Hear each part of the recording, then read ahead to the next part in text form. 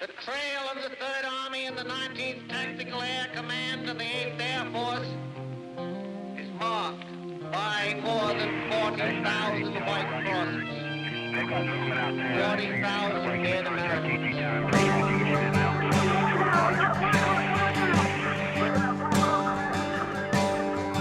We were young and soldiers called to dedicate our lives in the name of God and country. Do what's just, boys. Go do what's right. A hot band of brothers waiting on our chance to add one more page unto the victory dance. Here am I, Lord, send me, send me. Victory lies in the spirit of the lives of the men who died for me. Then I heard the voice of the Lord saying, "Whom shall I send? And who will go for us?" And I said, "Here am I. Send me."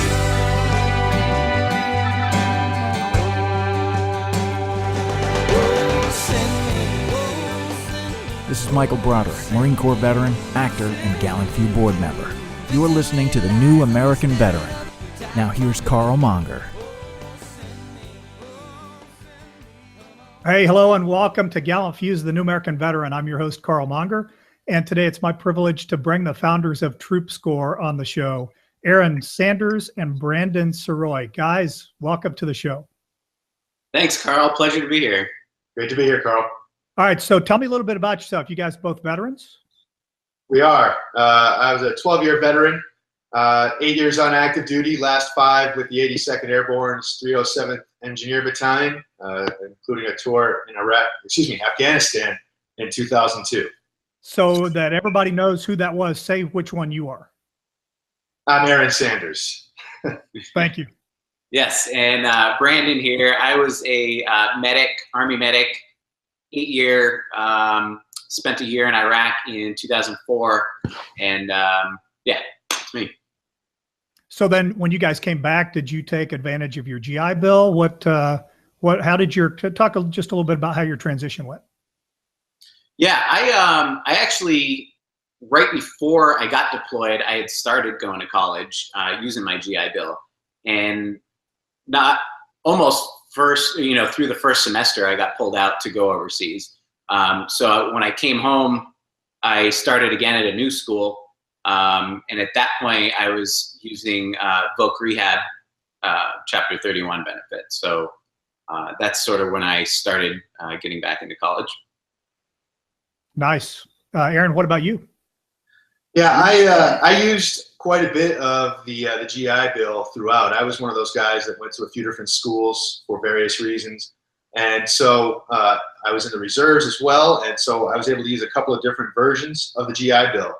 And I also used the vocational rehab program. I was denied at first, but I stayed with it. And it enabled me to go ahead and finish up a degree.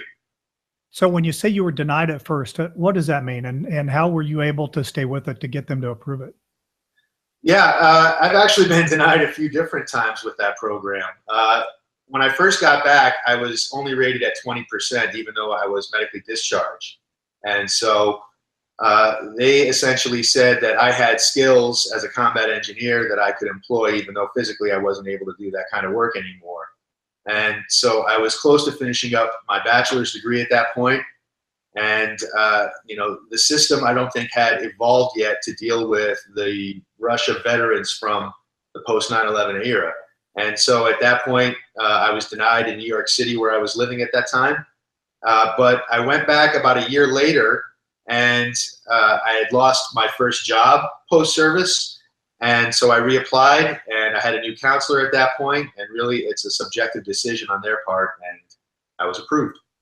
Isn't that amazing? You would think that it would be a follow the checklist, either you qualify or you don't qualify. And it's luck of the draw, but you got to be persistent. So good for doing that. Yeah, the big part of that is that, and that's one of the reasons why we started TroopScore, is that, Brandon was from Vermont, And when I got back, I was in New York City, but now we live here in North Carolina. And honestly, the system is so varied from place to place that there's no real standard. Mm. And so as vets, we all know the standard. It doesn't matter what branch of service, it's the same. And so if you meet it or you don't. And now we see, especially with the VA healthcare system, understanding, what are the outcomes. You have to have what's called value-based care, and you really have to back it up with the numbers. And so that's how we got started. Yeah. So you guys saw the need and you decided you were going to do something about it. Can you talk about the genesis of the idea for TroopScore, and then tell us what TroopScore is? Yeah.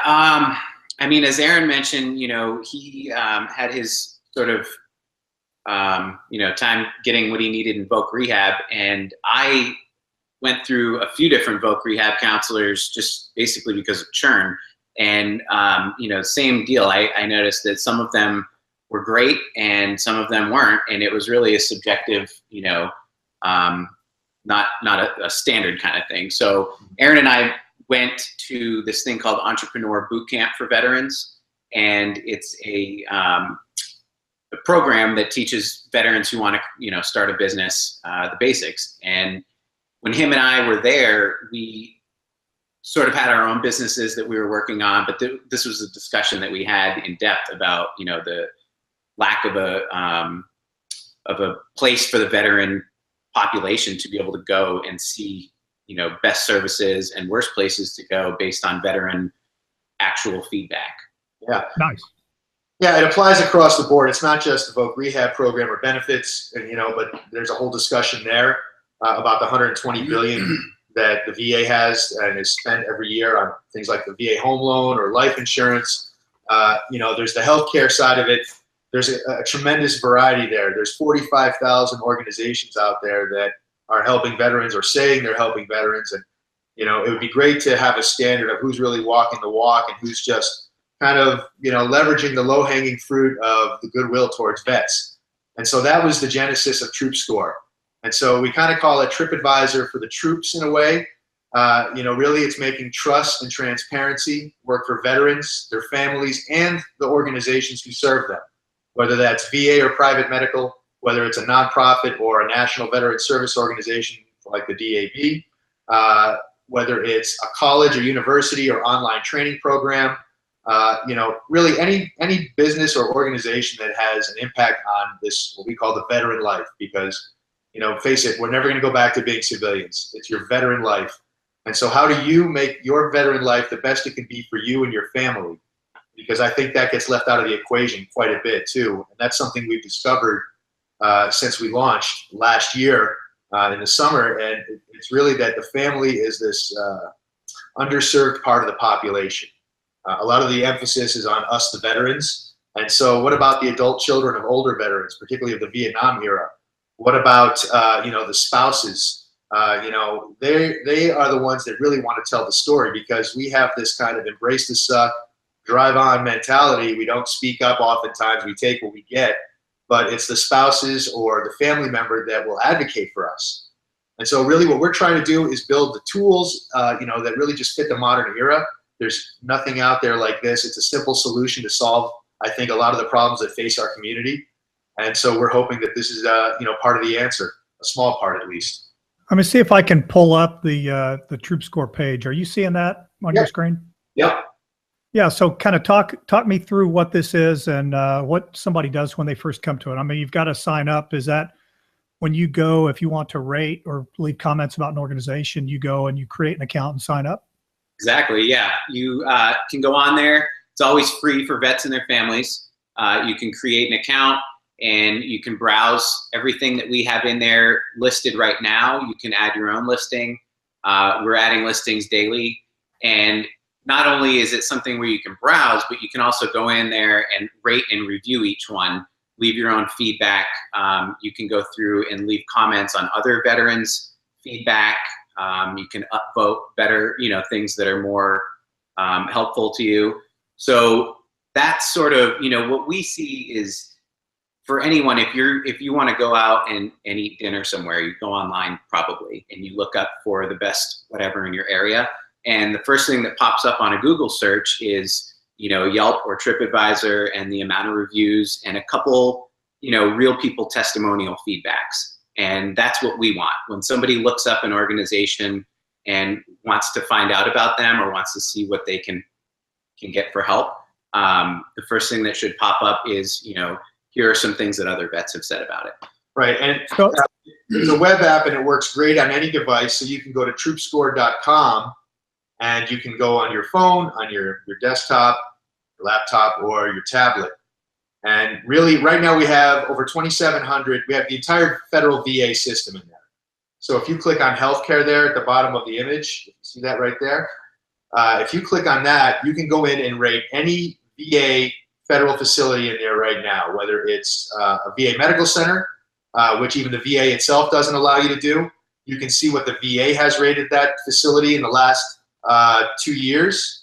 You can rate a vet center. You could rate a community-based outpatient clinic. You can rate any federal VA, and we're working to add all of the state facilities right now as well. But you can see what other vets have rated and add your own quality to it. Are you ultimately going to include the C box as well?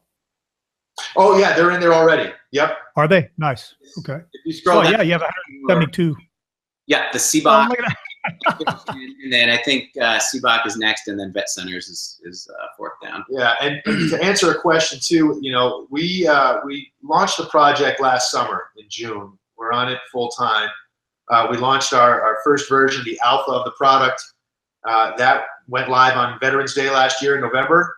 And now the product that you see in front of you, that went live in January. So, we're working to build this up every day. The more vets that get on there and rate and their family members, it's free.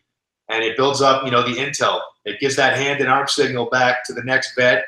And, it makes our voice heard.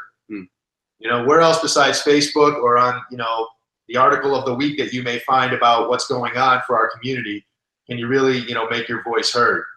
And so we have a few things in store too, particularly with getting in contact with elected officials. We'll be announcing that soon, but we want to be the standard. We want to be the independent and authentic standard for vets to know that, we don't have advertising on this site.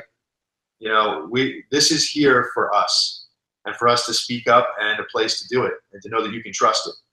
Where on here do you find nonprofits?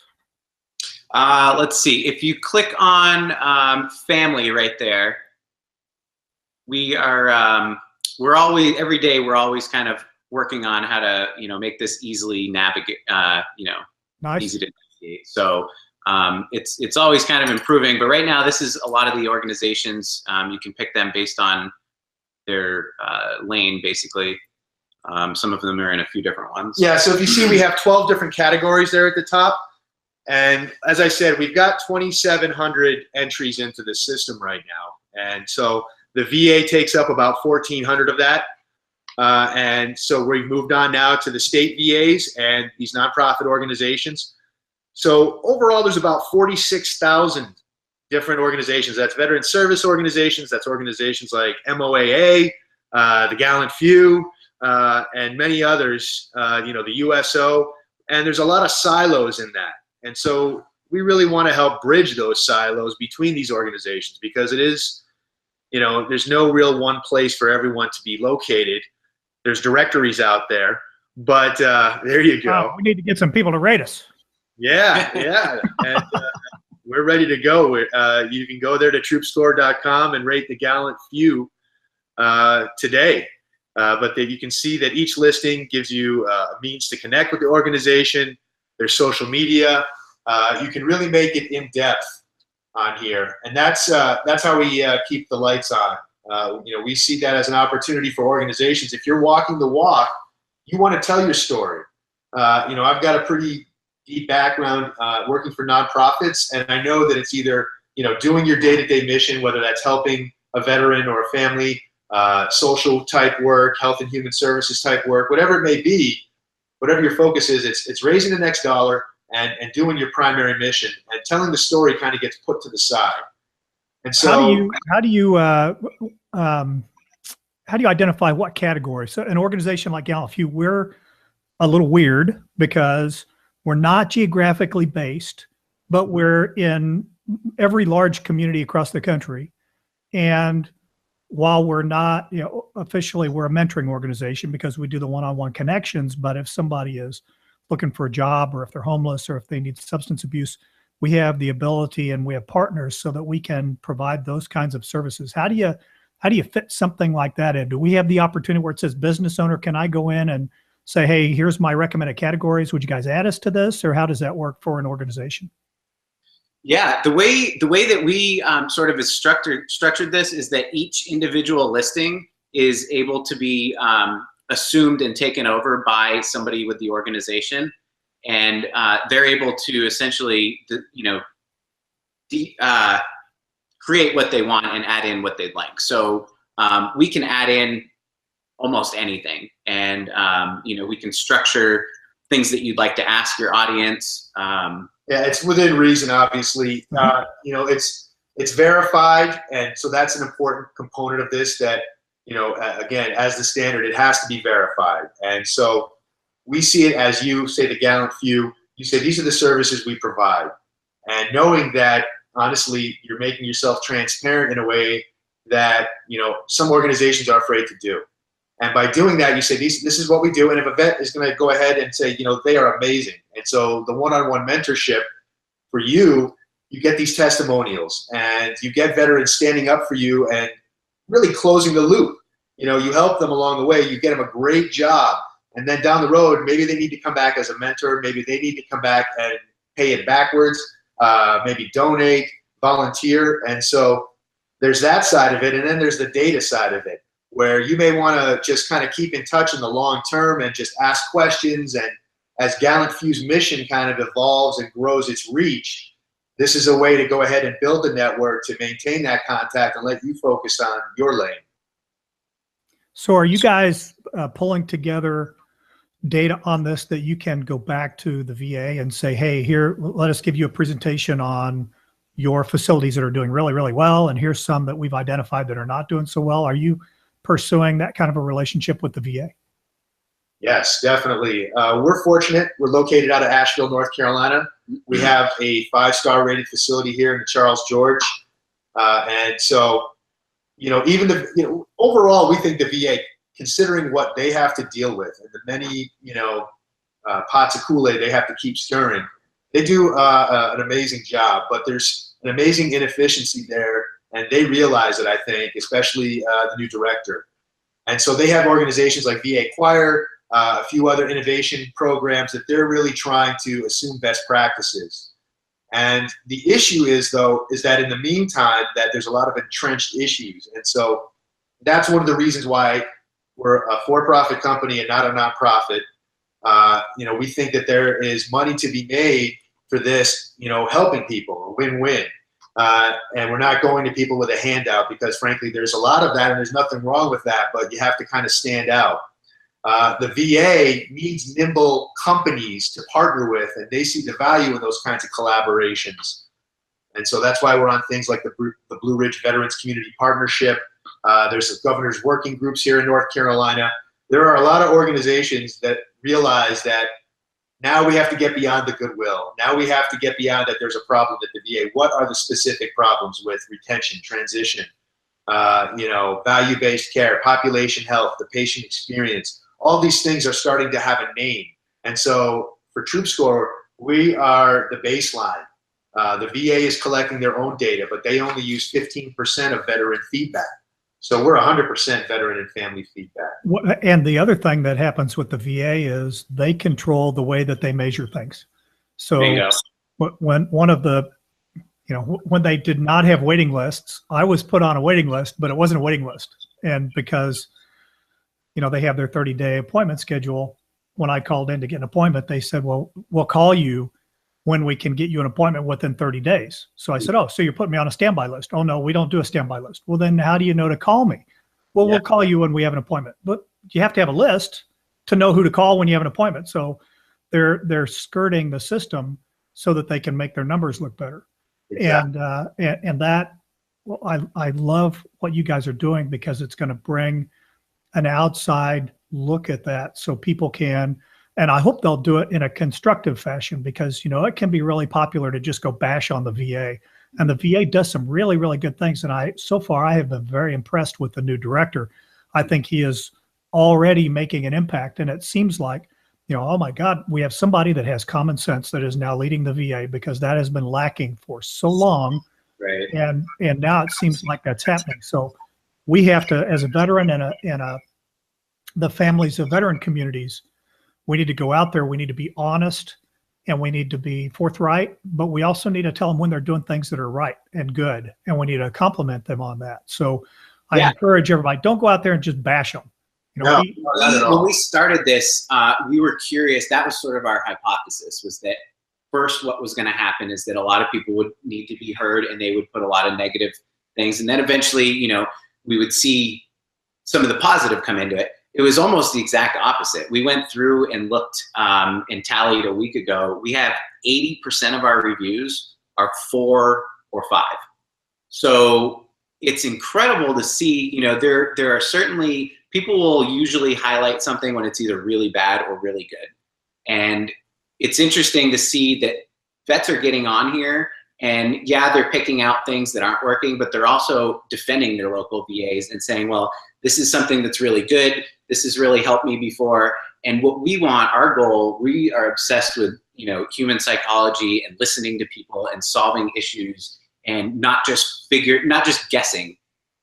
So what, veterans will tell you, customers will tell you what they want and what they need. And if you listen, trying to understand, not just trying to do it because you're supposed to, you can pick out those gold nuggets of exactly what's working and what's not, and then modify, your behavior. Best practices are big. And just to one other thing, this is all scientifically based. We don't, we're not just a couple of yahoos in a garage trying to make this.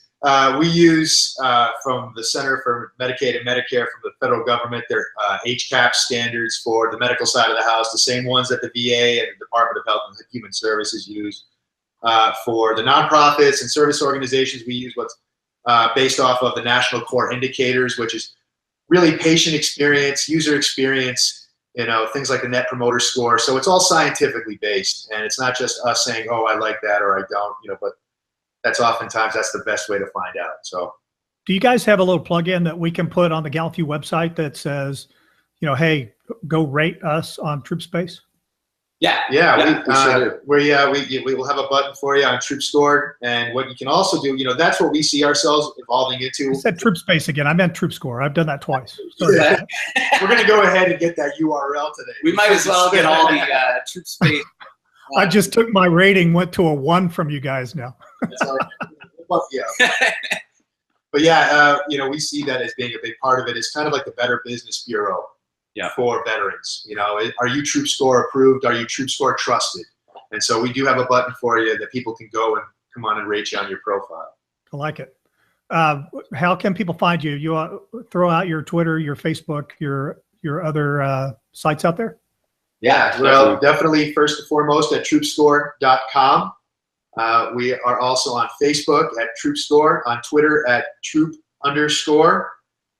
There's a merchandise guy in the Philippines that has the original name.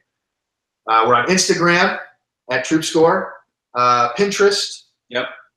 And LinkedIn, soon, we got our company page, and we got YouTube going right now. It's not fully up yet, but that'll be going soon. Yeah, we have our first ad will be live in the next 2 weeks, we expect. So you'll get to meet Mara and Ray, a spouse of a veteran and a veteran himself who's never used VA healthcare, but he's a former pilot, business owner, and he's used the home loan and probably life insurance too. So nice. Yeah, we're excited.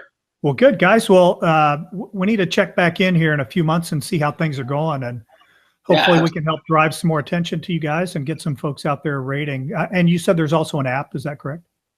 Not right now. We are in development stages for that, but right now it's a web app. So, and if somebody wants to get in touch with us that owns a business or works in healthcare, education, any of these categories, you can email us at hello@TroopScore.com or just TroopScore.com.